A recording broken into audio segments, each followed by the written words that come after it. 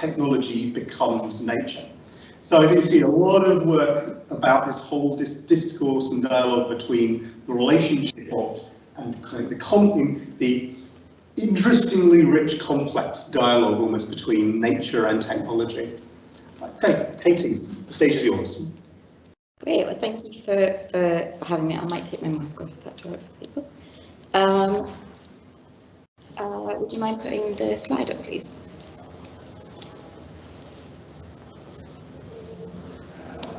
Thank you. So this is, not yet. So I'm showing a piece of work called They Were Expected to See What Stuff She Was Made Of, which is an audio-visual installation which you can see on the ground floor of the exhibition. The focal point of which is a screen showing a film that's played in a kind of slow loop. The video pans over bodily forms and lingers on skeletal figures. The video is overlaid with text, the tone and narrative of which draws on tropes of Gothic literature, specifically distrust of medical advancements and mad scientists. The text questions the fidelity of medical imaging, specifically X-rays, PET scans, MRIs. The text considers the objectivity of these images and what impact they have on the body figured by these procedures. Accompanying the screen are two freestanding steel frames. Within those frames are 3 acrylic panels that have been laser etched, laser engraved with images that have been kind of resemble skeletal kind of meaty objects. My practice involves investigating medical technology in general, using creative writing and installation. The video piece has a narrative form throughout it, which describes a fictional set of medical procedures of an unknown woman who is undergoing examination to see whether she has an illness that's not fully understood. The illness is causing holes and gaps to appear in the sufferer's insides, progressing to the point where the body crumbles. Scientists are unsure of what causes the disease, whether it be environmental, moral, spiritual, or caused by medicine itself. The treatment is also debated, and the full effects of the illness are not understood. The writing is the scaffolding around which the work is built and functions as a way for me to critique the concept of a homogeneous body, the language and the idea that there can be universal truths about physicality. The piece acknowledges that medicine involves interpretation, and to understand it to be absolute ignores the situatedness of healthcare as a practice, which in turn can work to marginalise those whose bodies are not averaged. Technically, I've used several machine learning techniques using real medical data sets and virtual data sets, which I've created using 3D modelling in Blender. And this kind of allow me to create these kind of weird approximations of what a body is. As you can kind of see, we've got kind of fleshy forms that have been generated using skeletons, and skeletons that have been kind of retroactively created by fleshy forms. So yeah, that's kind of an overview. Mm-hmm. Thank you, Katie. So next, I'll invite George to talk about your work in the exhibition. Sure. So the piece I made for this exhibition is called, it's not up yet, but will be soon, I'm sure, Pollinating Every Plant on Earth with Satellites, and it stitches together satellite photographs of the habitats of sawstones and prickly pears into generative maps. The map-making process is triggered by a user aiming a suspended camera at one of the plants. The form of the map is influenced by an evolutionary system running in the background, based on Conway's Game of Life. The piece forms a microcosm of symbiotic evolution. A terraforming process is guided by an obscured evolutionary logic, which proceeds by the linkage of different technologies and organisms into an integrated system. The piece is accompanied by fragments of a speculative history of the technologies underlying the distribution of ferns and cacti, navigable by the same camera movements, as well as a zine which provides an optional but non-essential theoretical framework for engaging with the piece. So the work aims to capture the mesmeric, vertigo-like feeling that I get from seeing all organisms and their environments as carried along in a flow of symbiotic evolution. The work also imagines the feeling of satellite ecology data on a population of plants as a sort of change in the rhythm of coppicing, deforestation, fertilization, and planting over that population. So this fits into my practice because my practice is based on investigations into technology as a subset of biological processes rather than something alien, new, and exclusively human. Recently, I've been focused on applying Lynn Margulis's theory of symbiotic evolution, which is that evolution is driven by the creative fusion of organisms rather than random mutation, to the theories of technology developed by philosophers like Gilles Simondon and Bernard Stiegler, who argue that technology evolves through its own inhuman logic and that technology, humans, and their environments reciprocally co-engineer each other. However, where Simondon and Stiegler saw technology's evolutionary logic as incompatible with biological evolutionary behavior, I find that this incompatibility dissipates when you look at it through the lens of Lynn Margulis's symbiotic logic. Technology kind of loses the sense of an unnatural force rushing ahead of us and instead reappears as a specialized branch of community cell biology. Thank you, George. The next is Pietro. Thank you. Yeah, thank you very much. Yes, so my work is called Eco.50. It's a sound piece and is generated by an ecosystemic algorithm. So imagine sort of like an ecosystem, a game with some rules and laws. And there are several voices as part of this that learn how to behave, how to sing by interpreting their ancestors. So imagine all these several voices and they follow the direction of a leading voice. And they all have a life, and if they run out of life, they're too old, or their energy runs out, they die. But instead of being erased by the system, they go into this, I've called ancestral landscapes, sort of like a digital graveyard, where all these dead voices end up. And the only way for the living voices to learn how to behave with the other voices, how to learn how to sing, is by interpreting this landscape. There is no other way for them to know. And this movement was inspired by what Tim Ingold wrote in the Temporality of the Landscape. So it's considering the landscape a landscape that moves beyond the simply, what we consider natural world, the environment around us, but it's more the entities that live within a landscape together with the environment that make this landscape. Therefore, I consider the landscape as a sort of a record of the activities of these individuals. So a record of all the movement, of what they did in their life, and upon death, they leave something of themselves in this landscape. So in a way, the dwellers of a landscape embody the landscape, and the landscape embodies the dweller. So it's this feedback between the two. So that's the essence of the piece. And what you hear is this almost out of tune voices, this out of tune choir, which almost goes in tune but it doesn't. It learns how to sing and then it sort of forgets. And it all depends on how the current living voices interpret their ancestors. That's all. Thank you, Petra. And next we invite Hendrik Jan Breivink from the Next Nature Network. Do you want to present about the work you do at Next Nature Network?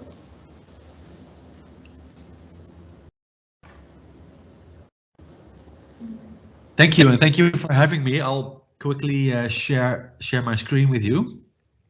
1 second, there we go. 1, 2, 3. Yes. Can you see my screen?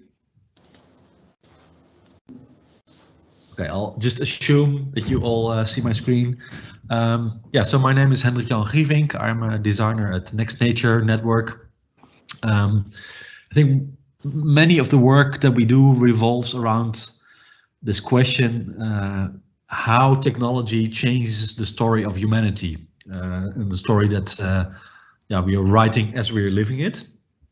And one way we like to see our own planet is, in the words of Buckminster Fuller, a spaceship Earth, a very special spaceship that is floating through the universe. A geosphere, on top of that a biosphere, but also a technosphere of human activity. I mean, from space we can see it, all these glowing lights, which make our planet very special, and also our activity on it. And there's many stories to tell, and I think one of the goals that we set ourselves is to share a richer notion of nature, and also seek possible pathways to balance biology and technology. And one of the stories revolves around biological reproduction. That's something that I've been interested in the past years. Any species on the planet needs to reproduce itself to produce a next generation to sustain the species. And with the human species, the special thing is that more and more we allow technology and machines evolving in that process. So human intimacy becomes for largely also machine intimacy. So the question becomes a little bit, to what extent will we outsource our sex organs to technology? Now, this is a question that doesn't come out of nothing. If you look at what's happening in the field of reproductive technologies, we see some very, you could say, interesting things on the horizon. And one of them is a movie that aired a couple of years ago. Maybe some of you have seen it. What we see is a lamp in a plastic bag connected to all kind of tubes, feeding it nutrition, oxygen, fluids. But technically, it is a working prototype for an artificial womb. This experiment was conducted in Philadelphia Children's Hospital in 2017, successfully completed, repeated also in Australia. It really broke the internet. It went viral, the movie clip, and was also picked up by this person in the Netherlands, Professor Giet Oei from the Maxima Medical Center in Eindhoven, the Netherlands. And he set himself a goal to create a artificial womb for premature infants in the next 5 to 10 years. And around the time that we were also thinking about the future of reproductive technologies, we met him, and he asked us to create some kind of artistic vision or a first prototype of such a device to exhibit at the Dutch Design Week. And that's what you see here, this installation with red balls. It's a mixture of all kind of household objects together with medical devices, to create some image to involve the audience in the public debate. And after that, we continued with that project in a exhibition disguised as a clinic. The clinic was called Reproductopia, and we wanted to create a space where we invite people in a conversation on the possible consequences of these reproductive technologies. Like, what kind of dreams or nightmares might they bring into existence? For instance, the idea of male pregnancy, is that a dream? Is it a nightmare? We involved scientists into the process to engage in a conversation with the general audience. Philosophers here like Anna Smardar, very much involved in the debate around reproductive technologies. And what I found interesting is that in a way you could see this Reproductopia as a fictitious country where you find different provinces based on different values, where more cultural behaviors you can find there, like polyamory, relationship with more than one person, or next level 2.0 birth control, but also male pregnancy, but also yeah, the issue of designer babies that comes up in the news every now and again. So it maps kind of these different yeah, possibilities and positions. And yeah, our goal was really to create a yeah, a public debate and invite people into that. And one thing that I think yeah, is very crucial for yeah, the path forward for, well, humans, but basically all life on our planet, is to be very conscious on our role here on the planet, and to also acknowledge that we have a certain amount of, yeah, what I call technology privilege as humans, that yeah, we use technology to yeah, to extend our bodies, but with that also comes a huge responsibility that we should be I think very mindful of. So this is very shortly some things that I do, and I'll leave it here. Let's see if we can visit some of these ideas later on in the conversation. Thank you. Thank you, Henry. Yeah. So I actually get the feeling there's a lot of, well, almost everyone's work here seems to be trying to explore quite complex, nuanced dialogue, this debate between technology and nature, and almost like the idea that maybe, you know, it's not just there's like natural processes on one extreme and then artificial and technology on the other extreme, but there's a much more complex relationship potentially between them. So I guess this gets into things like, you know, utopian and dystopian ideas. And what is this relationship between technology? Where is technology taking nature? How is this interface? Is it just an extension of nature, or is it modifying and deeply changing what nature is? It's taking over from nature. Have you got any thoughts on that? I mean, of course, it's Gothic literature with you, Katie, obviously that's deeply into probably one of the first things in really engaging with that debate. Yeah, and I think that I mean, a lot of the kind of motifs that I've been looking at in this particular piece of work that we've been talking about are to do with a kind of inner kind of distrust of, you know, the ability to play God, and that kind of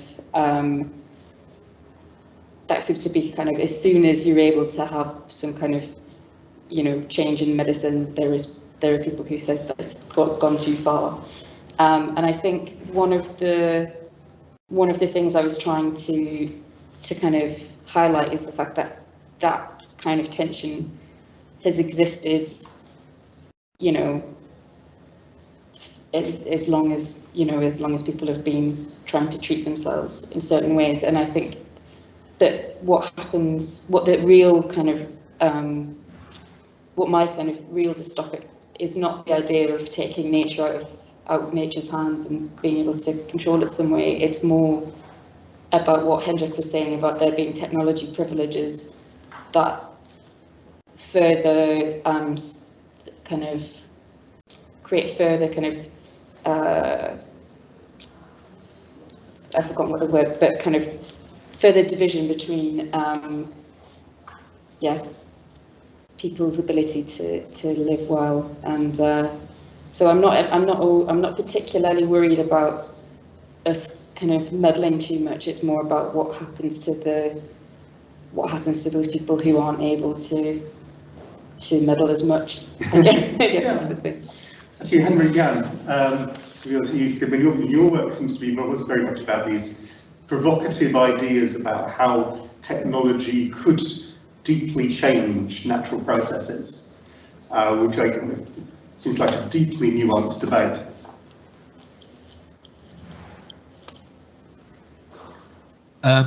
Yes, is it a question? Yes, almost like giving the stage to you. Sorry, I have a bit difficulty with hearing the sound. Okay, so could you repeat? Maybe I'll take my mask off. So, just saying, there was that sort of nuanced debate of, you know, is technology something that can enhance natural processes, but also this debate about the access to technology? Does this become a sort of what the effects are within society? You're saying that seems to be a deeply, debate that you're trying to engage in. So I wonder if you wanted to talk more about that. Yeah, I mean, this is this is what's going on. It's I always find this weird distinction that if a bird builds a nest, we call it nature. If humans build skyscrapers, we call it something else. And it would go too far to say that it's all the same. That would be lazy. But yeah, there's also a kind of this strange tension there. Like, and yeah, I feel that this extending of our possibilities on the planet is, it's very much part of who we are as humans. Mm-hmm. It's also, our footprint on the planet. So it's really, it's quite complicated. On one hand, it's we're leaving a huge footprint there, and on the other hand, we're also painting our self-portrait through that technology, and which has the potential to become a beautiful portrait of life on Earth, and bring us to maybe even like a higher level of consciousness. But before that happens, some things need to happen also here. I guess there's a thing where when we look at any other living organism creating things, we just consider those as being tools, extensions of those living organisms. So I guess it seems like you're asking about should we just think of technology as being part of nature because it's something that's human, therefore nature created. Is that what you're still saying? Yeah, I think also if you look at some technologies, for instance, clothing or cooking, they are so ingrained in our natural being as humans. Like, we are the only species, as far as I know, that need this extra second skin to protect themselves from nature. So there's a paradox there. We evolve from nature, but we need all this clothing. Otherwise, we in the climate that we live in Northern Europe, we could not survive. Mm-hmm. So what is that then? Is the clothing, is it a barrier between us and nature, or is that an extension of ourselves? Same goes with cooking. That the moment that we started pre-digesting food out of our body, if you look at archaeological findings, that really did something to our physiology. Like, our brains became bigger, the stomachs became smaller. So I think that's examples of technology that is not just an extension to make our lives a little bit more comfortable, but it's really transforming who we are and who we are physically as well. Okay. I was thinking, so we were just saying, and maybe bringing in the notion of technogenesis then, and the idea that tools shape human evolution or whatever entity's evolution. But maybe we're at a point now where, if in the past, technology evolved in a slow pace, as you said, just maybe cooking food that had a big evolutionary impact. But even with more, even like killing tools and things like this, other entities, other species at the time to evolve with it, co-evolve it, but with post-industrial revolution, everything technology is much faster pace. So other ecologists and even at the time, or to co-evolve with these tools. So the technogenesis was really one-sided. So maybe human were evolving at a much faster pace than compared to other species. But maybe we're at a point now where, brought thanks to the climate emergency, maybe we're more aware of these dynamics. We're more aware that they're not one-sided relationships, where it's more like symbiotic relationships everywhere. So we're in a point maybe where we can start evaluating what then is the role of technology, like you said, with these projects of creating, artificial wombs, maybe that challenge those notions of what pregnancy is, what our relationship to birth, our relationship to extraction, building, or creating energetic resources. So maybe it's now that technology can take a different turn, not just of being used for extraction and construction, but maybe we're in a point where we can say our technology is a way to not just allow us to evolve, but allow other ecologies, let's say, to evolve with us. Mm-hmm. Mm. George, do you want to? Sorry, I'm just going around, but it's a lot there. I don't really know. I guess like the first thought I had when I was listening to that is, I feel like the concepts nature and technology aren't like natural. It definitely isn't like the right philosophical term, but aren't like natural concepts, and there's not like, you know, any shape that has three sides is a triangle. I think that they're kind of loose concepts that humans have come up with based on family resemblances between a lot of different things. And I think when you have concepts like that, there's a kind of genealogy of the evolution of that concept, so you can trace the history of how that concept was applied to different things. I think with nature, that's a particularly interesting one, because the way that we think about nature as this kind of untouched wilderness is actually a relatively recent understanding of nature. It was promulgated a lot during the resurgence and interest in national parks in America. And it was actually based on a total falsehood, because people who were walking around in the parks writing poetry about them thought that these were like big expanses of untouched wilderness, which like just looked completely utopian and like botanical gardens. But actually, indigenous American people have been living in those places and caring for those places for thousands of years, and it was only just before that period of time that they got removed and their technologies got removed, which made it seem like an untouched wilderness. And I think it goes kind of much deeper as well. Well, maybe much deeper isn't the right term, but it goes both ways, because I think that technology as well is also like a very, very complicated term. Like, I don't properly understand. I think that we could definitely go down a rabbit hole of what technology is, and I'm not sure that would be the most productive one. But I think that a lot of biological systems have technologies, and I think that a lot of technological systems are partly biological, so I'm not really sure where the line is, because a factory, for example, seems like a technology, or a hammer seems like a technology, but for it to function as a technology, it needs the biological component of a human operating it. And similarly, a lot of biological components need inorganic technological things, like they're full of salts or metals or minerals which they react with and populate. So I kind of lost where that connected to the discussion.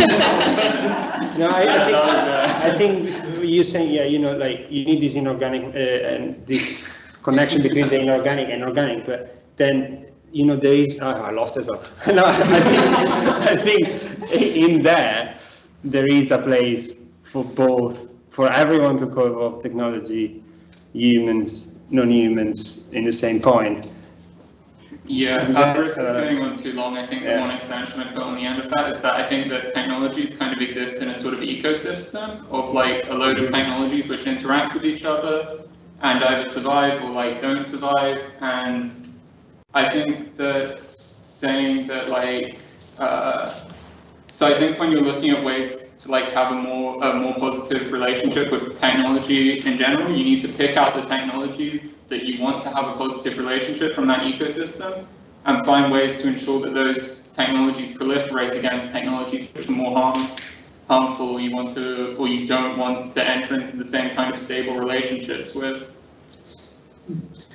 I guess the whole interest of our project is, you know, they say losing track of the difference. Well, maybe that's more the whole point. Yeah, I guess the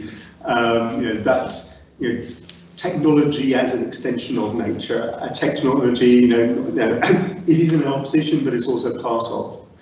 I guess actually one theme that seems to be commonly coming up here is this technology changing nature, technology modifying things, technology part of almost evolution. And I guess the idea of almost maybe moving beyond almost like the conventional view of competitive neo-Darwinism.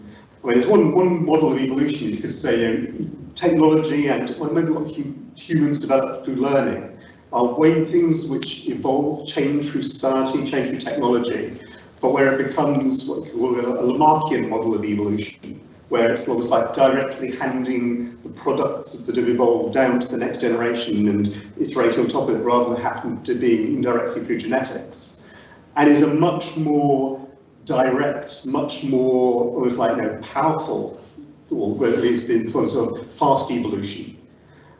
So yeah, I guess this is a little bit of big things. It's technology, is evolution, almost like as of the world, almost as an ecosystem, now becoming something which is more strongly changed by technology than anything else. Any thoughts? What is the relationship of technology with almost like changing the landscape? I think this one gets right in all the things. The idea of evolution, not just on the level of individuals, but evolution as a thing where individuals change, but then they modify the world, they modify the landscape they're in. And that's where the really interesting things happen. Because you're modifying the landscape, what's now fit, what now evolved, and the next steps are even more complex, and then even richer, and even richer. And it's a never-ending, changing landscape of possibilities. Yeah. And so maybe how does technology feed with that? Yeah, maybe then you may be saying like a multiple level of evolutions that coexist at the same time. So there's that genetic one and a one that belongs to, it's more like a cultural, but not just one like human culture, like these other entities, cultures, let's say. Well, I guess traditionally we see evolution as being Darwinian. Yeah. But maybe is that the wrong way of seeing things nowadays? Yeah, but maybe then considering that way is not getting like the next let's say next iteration, like talking the next iteration maybe is not going to be a richer, maybe it's going to be a poorer iteration, because it's interpretation of the landscape or interpretation of what's around you, and if you consider this as then next evolution, maybe the next interpretation of the landscape is not going to be necessarily richer, but maybe it's going to be poorer.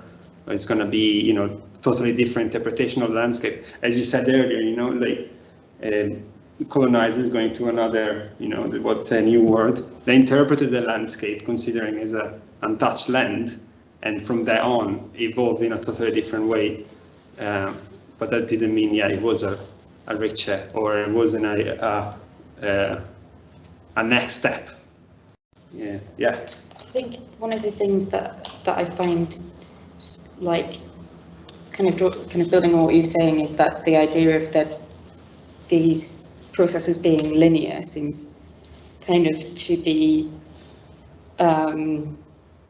it's kind of multilinear, and in a way that I think is not always well acknowledged in a kind of societal dialogues with.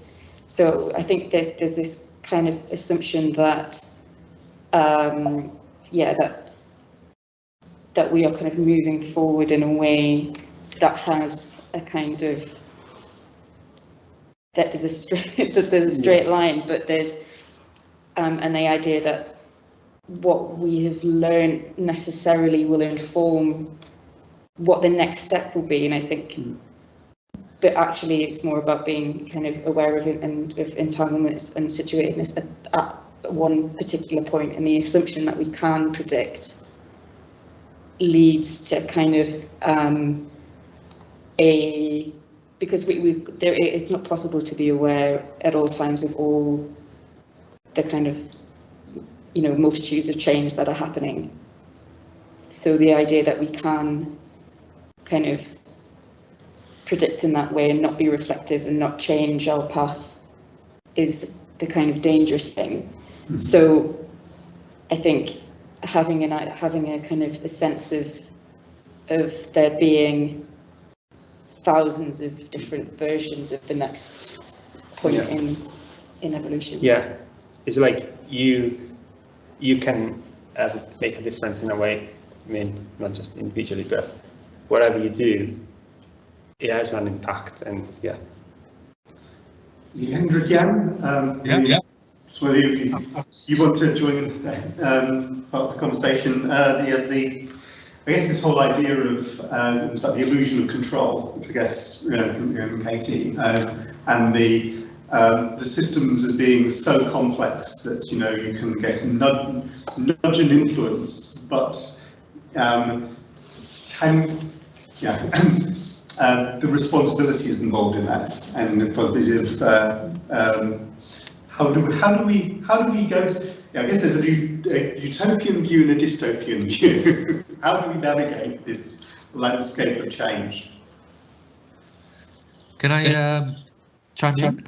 Yeah, absolutely. Please do. Yeah, because I was what Katie just said still resonates with me. This kind of multilinearity, and it evokes in me like something that I read once by Octavio Paz, the Mexican Nobel Prize winner.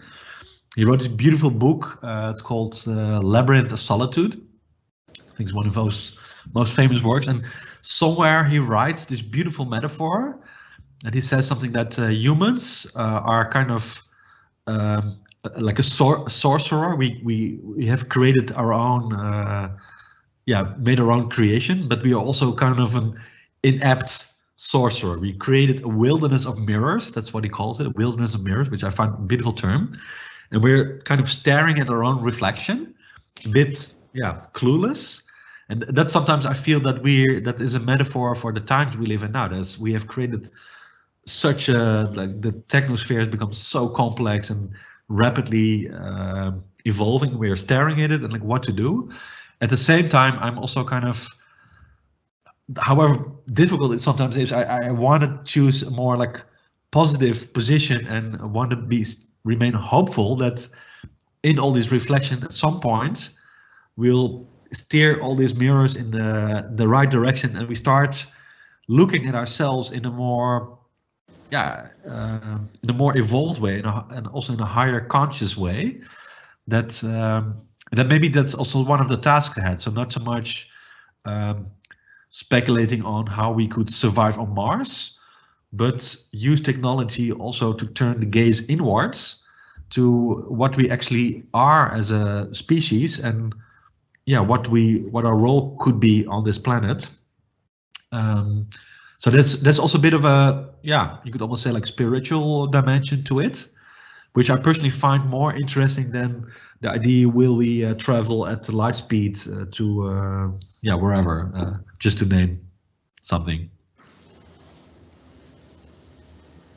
Does it make any sense? Yes, I think very much so.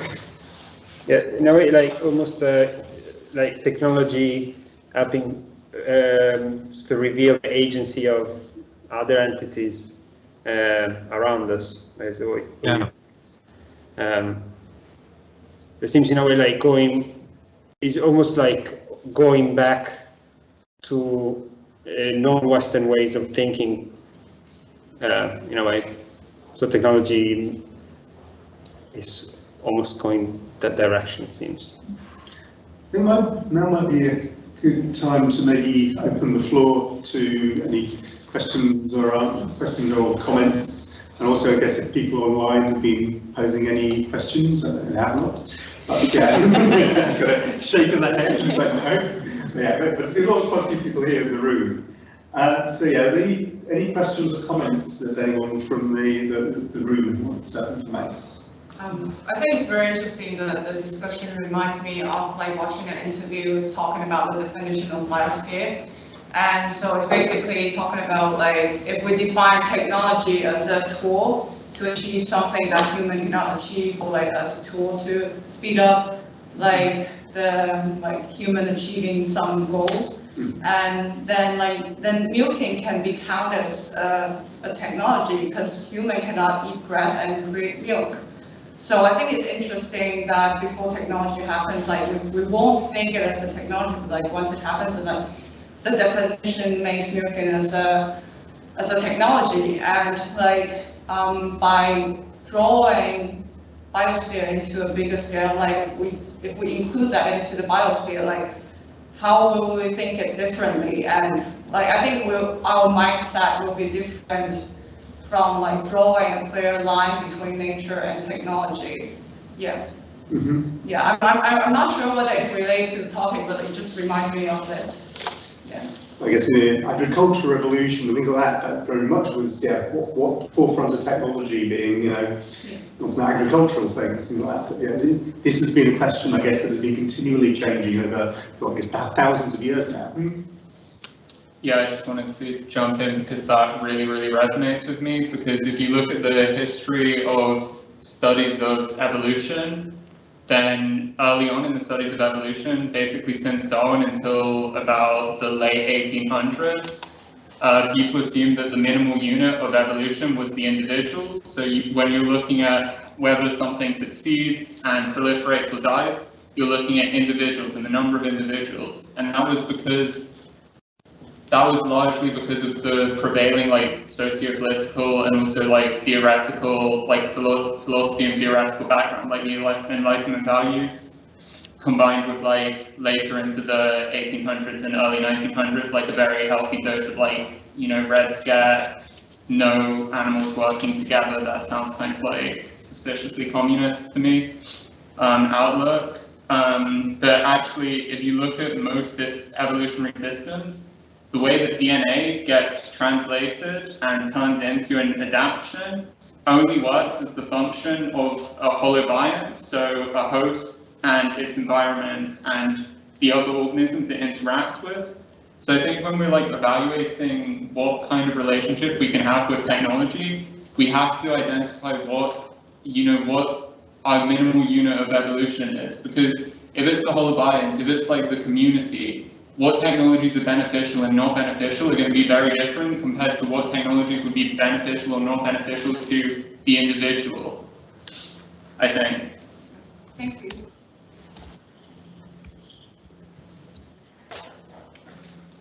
Any other questions and comments from anyone here?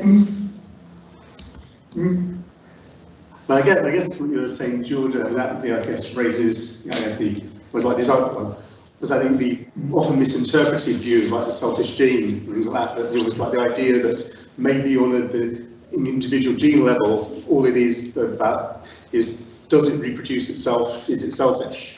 But the idea that because of that, you have to impute that, you should be, and things should be selfish at the higher levels, I mean, it's just completely wrong. That is, just because there is, it was like this level of the process at which you could just, one way of describing it is pure selfishness.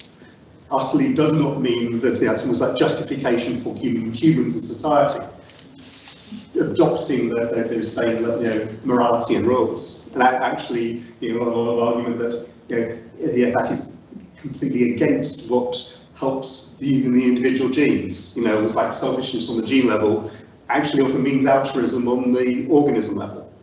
So. Yeah, there's this danger of misinterpretation and misappropriation of ideas from one level of the system to another level of the system. Andy, I have a question. How are you, for you all artists, how do you feel that like this multilinearity and the inability to kind of grasp it all at once kind of manifests itself through art, or like in your art practice? Like, does it suggest like a solution or like a path to go and actually kind of grasp the whole thing together, or try new things, or interact with nature in a different way that you could do if you weren't like practicing as artists? Mm-hmm. I think the thing that the only thing that I almost think that it's impossible to be able to grasp everything at the same time.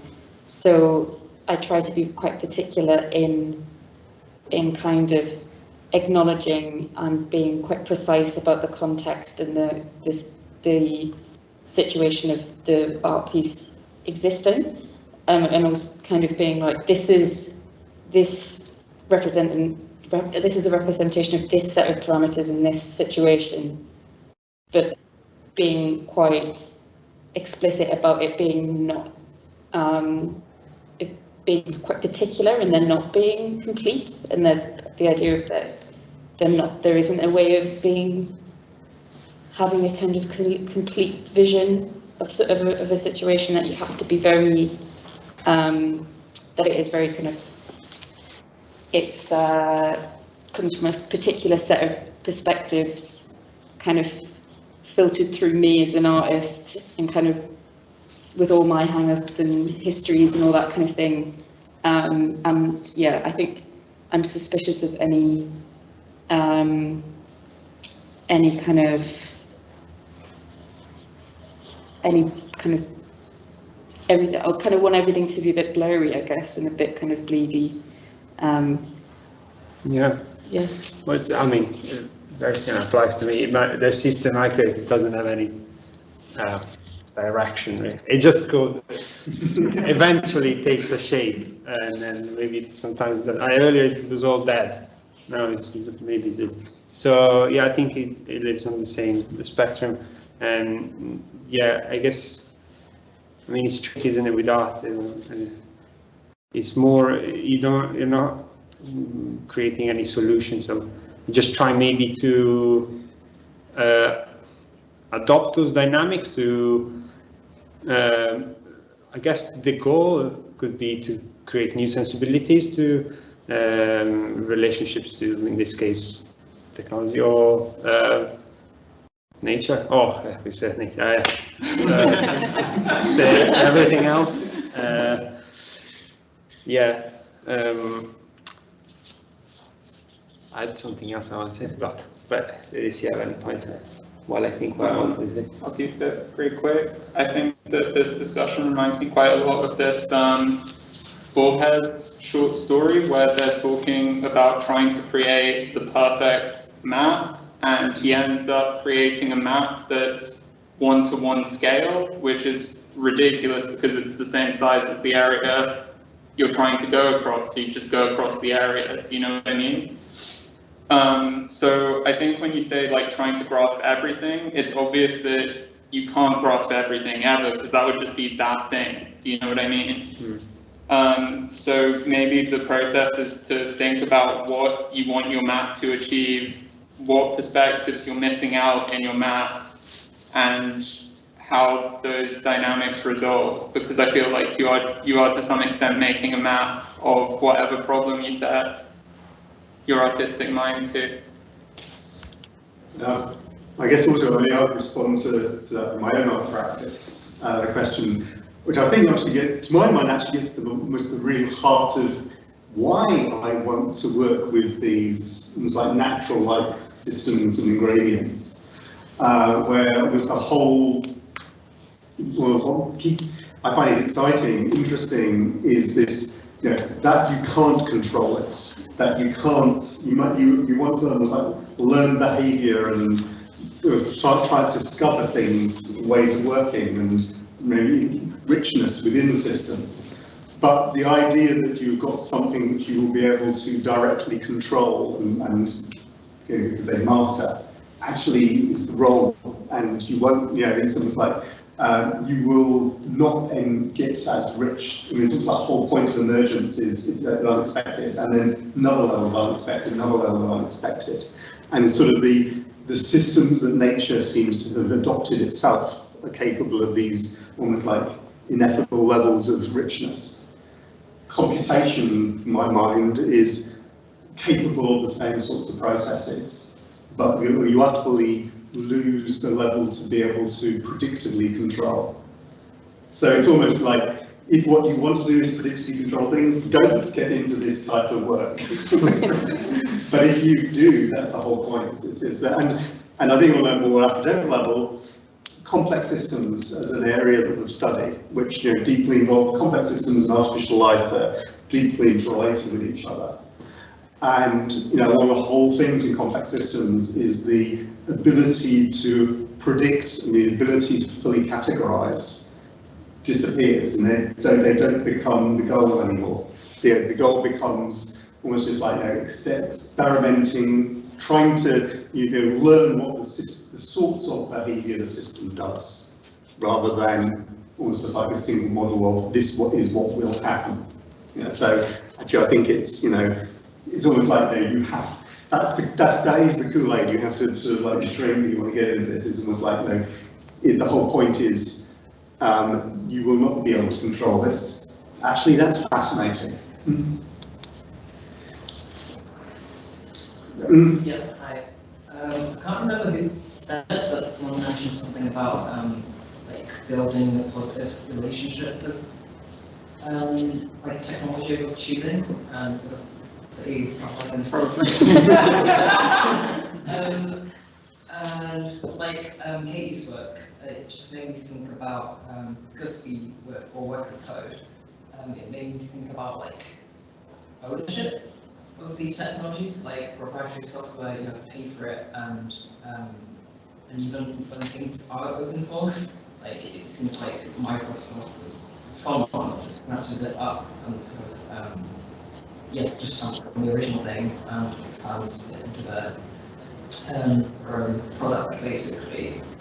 And yeah, I guess it kind of applies to technology in general as well. Like we have housing as technology, but it's really, really additional. I was just wondering how we go about building relationships. I think one of the Can you rephrase the question? Yeah. You rephrase it, or you? I guess you're talking about kind of who has access and who controls access, and what happens if the technology is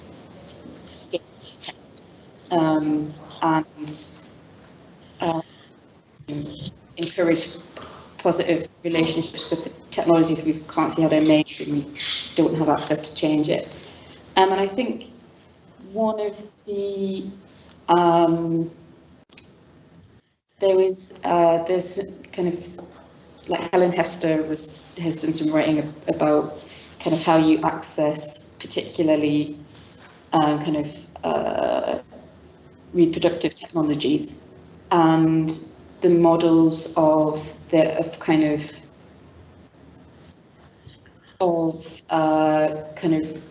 remixing and reteaching and creating kind of personal networks of exchange and knowledge exchange. And I think part of what happens is not only do people, I think without even realizing it, people will kind of repurpose technologies to fit their own aims and own communities, kind of just because that's how kind of we are, in terms of I'm thinking if particular self-tracking culture, like kind of biosensing cultures, people will use one type of biosensing technology to fit another purpose for kind of more kind of emancipatory purposes.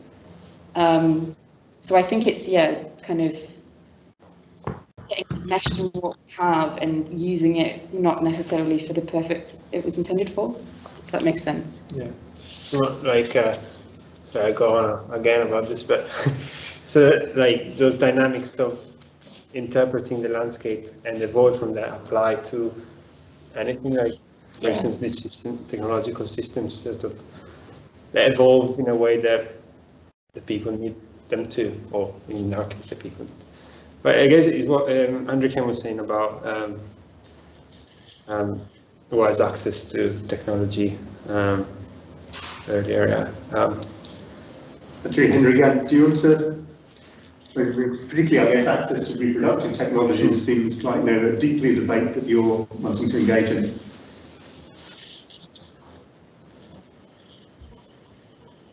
Yeah, you want me to say something about that?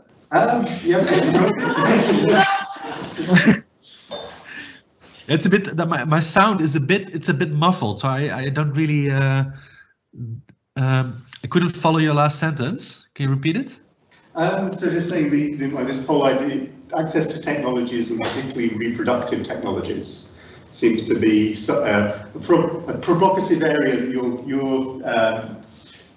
getting into. Yeah. Well, yeah, I think, well, I think what interests me in that, yeah, there's of course a big, huge ethical side around it. Like, yeah, who has access, who can afford that side. It also has a kind of transformational side in it that, for instance, yeah, I sometimes made this comparison when in the 60s we sent people to the moon. That was very controversial act. Like, why would you do that while people are still starving? That was then a debate, and I think it's still up to debate. On the other hand, yeah, we did that, and it also created a big step in a way for humans also to be able to look back at the planet from a completely different perspective. And yeah, I think there's room for debate. Like, is that worth it? All the effort, all the money could have been spent otherwise. On the other hand, it also evoked a new, literally, like the environmental movement was largely triggered by that image of the Earth seen from outer space. And going back to reproductive technology, I feel that there's also potential there that it allows us to look at ourselves in a completely from a completely different perspective, which in the end, on one hand, it's a ethical minefield. On the other hand, it holds also transformative power to rethink gender relations, all those kind of things. So I think I'm also particularly interested in that. So not so much, also the political side, but also the transformational philosophical side to it. You say we've got a question online? We have a question. I'll just read it out. Could speculative science fiction futures such as solar punk, cities which are a utopian fusion of nature and technology, actually exist within our world, particularly with the urgency of climate change? I guess Goldsmiths goes back to solar punk and the sort of ideas of techno-positivism, I guess. The idea of we have got such huge problems, but are there technological? Is there a technological path forward? And is this achievable? Well, I think that the value in science fiction is more again more in the message than how real it can be, because as you said, techno-positivism or techno-utopian is more. It doesn't really challenge. I mean, it depends on what they. One thing, like those sort of very cyberpunk, or these big cities, everyone lives in peace with nature and technology is very green. It doesn't challenge any of those dynamics that brought us into the climate emergency in the first place. And maybe the solution is not in more technological advancement, but it's just reframing our relationship with what we have, maybe. Yes, so maybe the value in science fiction is more helping us reframe our relationship with technology rather than a goal to achieve, getting those green utopian techno landscape. I also have a question for you, Pietro, because based on what I could completely agree. I think the changing our relationship with ourselves and the world around us, I think that's one of the most that's what at stake. Earlier on you said something that technology has the potential to reveal the agency of other species around us. I don't know if I phrase you correctly. That triggered me. I'm just interested if you could elaborate a little bit on that, and if you maybe also have a very concrete example, maybe. Well, very concrete example, I guess, technological advancement. Okay, very concrete example. I'm not sure it's a good example, but with sensing technology, we're able to sense that there are way more symbiotic relationships. Everything is more connected. An example is climate change. We can't pinpointed to a single location, but it's thousands of different interconnected entities. They all have agency, but I guess it depends what we determine, what we mean when we say agency in that sense. But I guess that reveals that there's way more things that are animate than we previously thought. But what I was saying earlier, that it feels that almost like what we are with technology now, with revealing that everything is animate, is almost linking back to non-Western ways of thinking, with animism that were disregarded with all the colonial practices. It seems almost like we only now it's almost getting accepted that this sort of animistic view of things. Yes, I went on a tangent. Yes, I guess what I'm saying is what we the line is what we consider something having agency and what we consider something being animate. And my point of view is animate when has an effect on something else.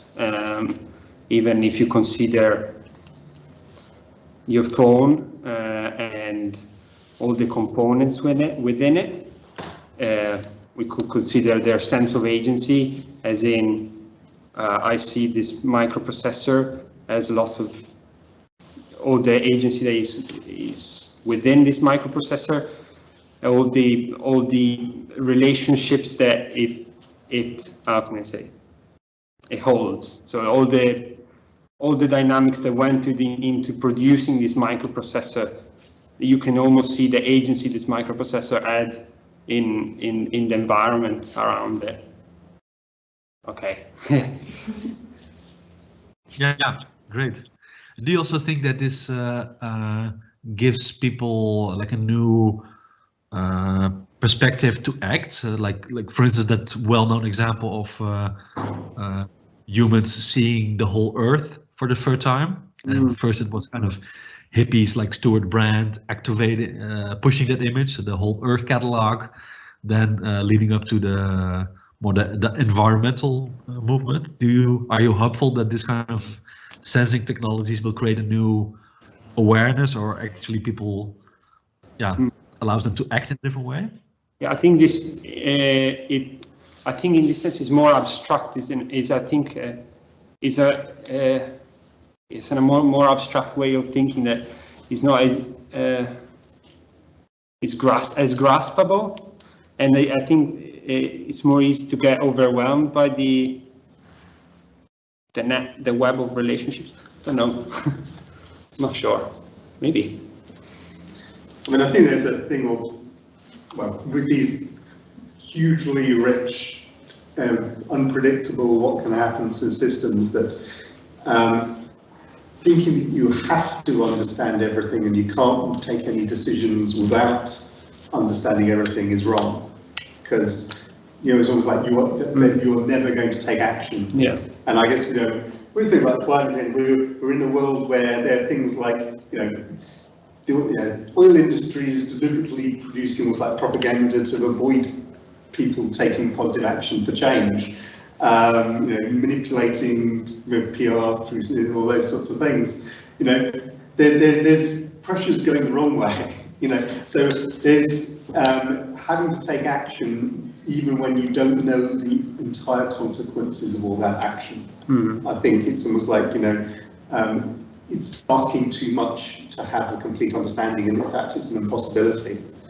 But you always have to be consciously, I guess, aware of those dangers, aware of those, essentially it's almost like I think a recipe of saying constant reflection, constant, needing to almost like try to do the right thing, but always keep on reevaluating, are you doing the right thing? It's because sometimes what you thought was the right thing turns out to be really the wrong thing, but you want to then, there isn't an easy prescription.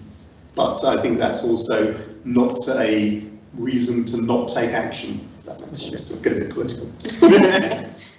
But I think it's actually hugely relevant. I think it's almost like you could say, like conventional Marxism and non-political ideologies The problem is they're just far too simplistic. And in fact, I was the whole economics. Actually, when I was at university, I was a mathematician and I was next to a room with an economist. And it's actually frightening how much of economics has simplified. I mean, the mathematics of it, most of it, I was like, mathematics reduces it to what's called linear systems because they're mathematically solvable. Almost like there's a thing of like reducing the system to be linear because that makes it solvable, therefore you can work with it. And so much of economics does that. But it's thrown totally, as far as I'm concerned, it's totally thrown the baby out of the bathwater. You've ended up with this predictive system, and then they start sort of like, saying, because of this, you can do this and do this, and they say, no, actually all those things are just consequences of you having reduced it to being a linear system. But it isn't actually a linear system, So you can't just extrapolate that and then think that you've got all the right controls.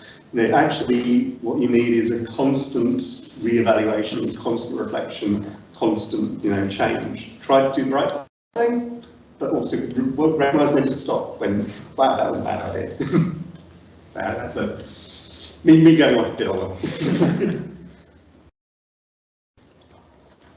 I guess working with these sorts of systems gives you a bit of appreciation of. Was the beauty of unpredictability, but also almost like the responsibilities. It's like my stuff, to create out how many times what you think is going to happen doesn't happen. Sometimes the way it doesn't happen is astonishing and is taking off and I'd say it's one of the most interesting things. It's like it does almost exactly what you didn't expect it to do. But you're always also working by intuitions of, I think if I try this, or knowing what ingredients, what things to try out to put together, has to be based on, often based on like intuitions of what may work. And then it's try it, and then it's often really interesting when you find it really doesn't work. And then you've learned a lot more about it. So yeah, constant iteration and reflection. How are you doing for time? Is this basically time to wrap up? Yeah. Okay.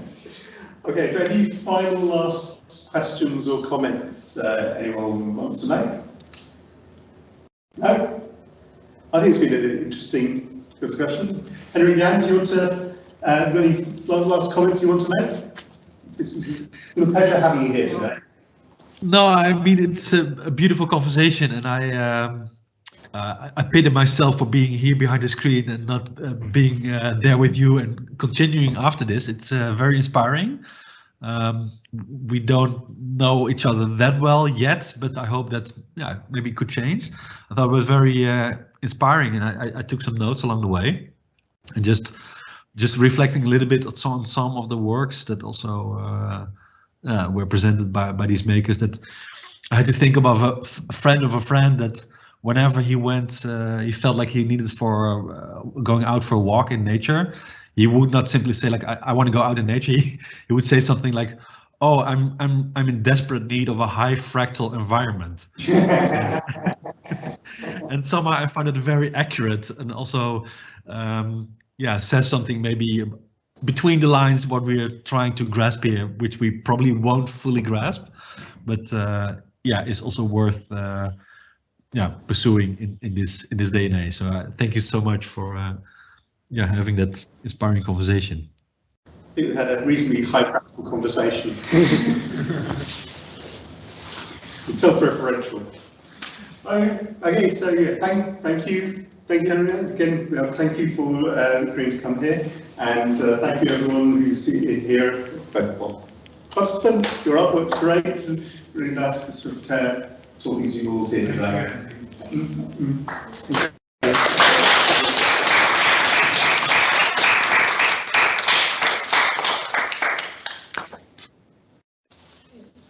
you again for our speakers, Henry and Pietro, George and Katie. Thank you, Andy, for moderating. This panel concludes our public program for Schubbert's 2021 Computational Arts MA MFA degree show at Goldsmiths, which will open until this Sunday. The recordings of our past 3 panels will be uploaded online soon, and you can check back on our exhibition website or our Instagram, Goldsmiths Arts Thank you for joining again and have a good rest of your day.